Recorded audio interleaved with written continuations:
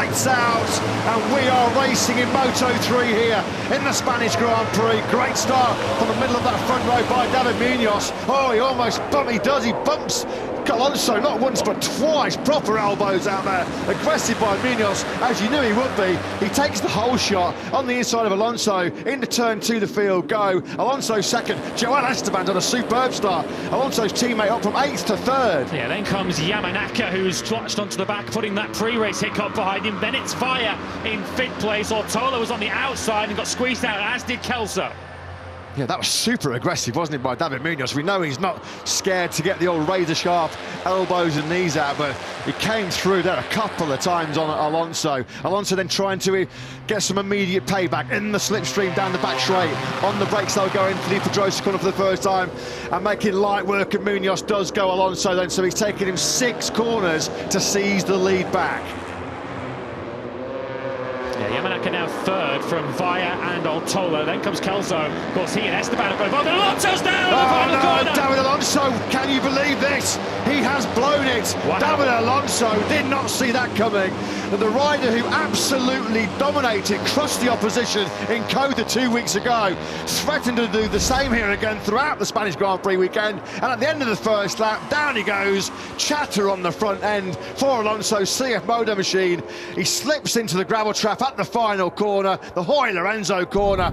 High drama then here at the start and the end of the first lap in Jerez. Did not see that coming at all. He makes so few mistakes, does David Alonso. It's put David Munoz in an unchallenged lead at the moment. Best part of a second clear of Veijer is now in 2nd place. Alonso is still running. He came across line in 13 seconds behind in last place. How far can he get up the field from there? Well, it's terrible news for Alonso as Veijer now goes through into the lead, but that has blown this race wide open, folks, because we all assumed that David Alonso was just going to clear off and have his own race at the front. He's now going to have to chase through from the back. We will keep you updated on his progress as he comes chasing through once again. If he has a second lap on the field, he might still come back into this later on, but it would take some comeback, although Alonso proved last year he is the king of comebacks in Moto3. So the near high side at turn 5 sees Munoz lose the lead on that second lap. Fastest rider on circuit is Munoz's Bio Motorsport teammate Kelso, 1:45.412. Here is Alonso then at the back of the pack.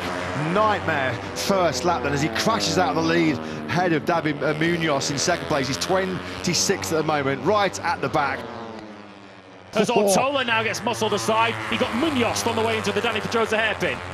Didn't he half? Yeah, he certainly did. Munoz, who takes no prisoners, got great speed there, didn't he, as well through turn 7. Munoz clawing all the way over the rear tyre then now of Veijer.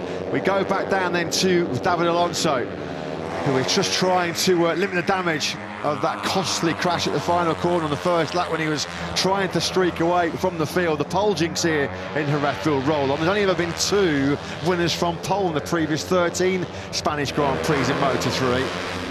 Alonso check, he's 19th, 2.4 seconds at the moment behind Filippo Farioli, who's engaged in a real good battle with the likes of Jacob Rolston, Furasato, Almanza, Batelli and Riccardo Rossi. That's all the way up to 12th place as Ortola. How close was that going through the Ferrari corner? Ferrari F1 driver Carlos Sainz is here this weekend. I think he'd have appreciated that aggression from Iban Ortola. Well, I was going to say Jacob Rolston's going to come out the worst, that one, isn't he? As both Batelli and Alonso fire on the inside of the impressive Australian rookie.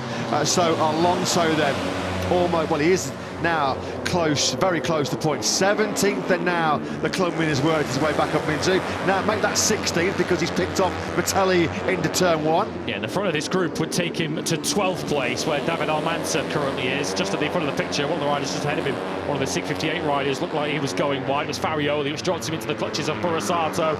Then it's Riccardo Rossi just behind him, and then David Alonso, who will surely make mincemeat of this group up ahead of him, particularly if they're busy watching each other. He almost tagged the back of Riccardo Rossi there. He's got to be patient here, got to be patient, and that's allowed. He just had to back out of it there, didn't he? Batelli thought about moving on his inside through turn 5, because he was eager to try and get through on Rossi going into 5. Couldn't then pick up the slipstream down that short back straight. Collin Veijer starts the last lap, 4.4 kilometres away from him, and a brilliant Spanish Grand Prix victory. But it's two Spaniards that want to taste home glory. They won the victory, a famous victory here in Jerez. Munoz and Ortola still in contention.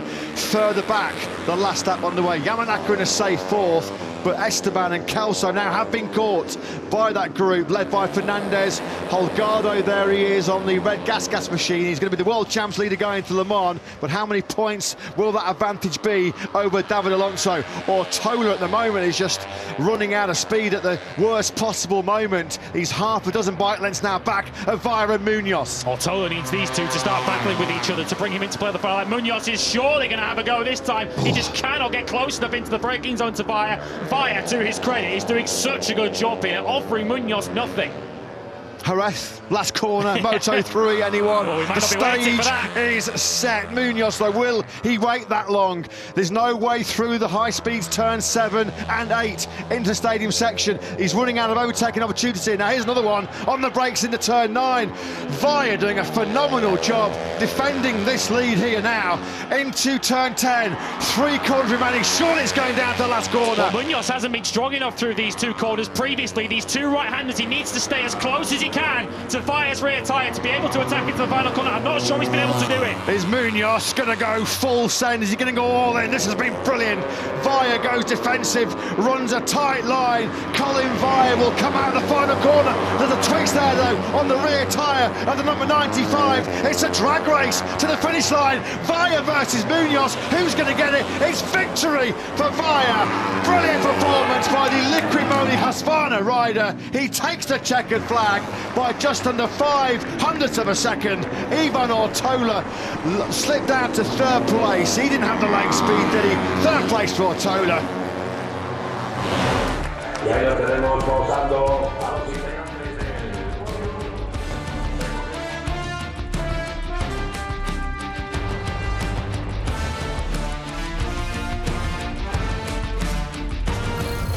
Watch that. You want more? Click here to subscribe.